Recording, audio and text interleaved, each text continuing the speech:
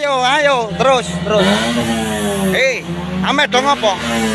Medhong apa ki, Medhong apa, Ben gagah no, Ben gagah, bubar ora? Bubar.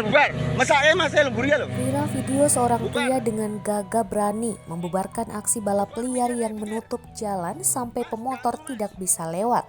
Video tersebut diunggah salah satunya oleh akun Instagram @visitsurakarta pada 2 Juni 2021. Dalam unggahannya ditulis bahwa peristiwa itu terjadi di Ring Road, Mojosongo, Solo, Jawa Tengah. Pada video yang berdurasi kurang dari 1 menit itu terlihat 2 buah mobil yang ingin balap liar. Sementara itu terlihat di belakang 2 mobil itu ada penumpukan kendaraan karena aksi tersebut. Hal ini juga membuat seorang pria yang ada di dalam video tersebut marah. Terdengar dalam video tersebut pria itu meminta pengendara mobil yang hendak balapan itu untuk segera membubarkan diri.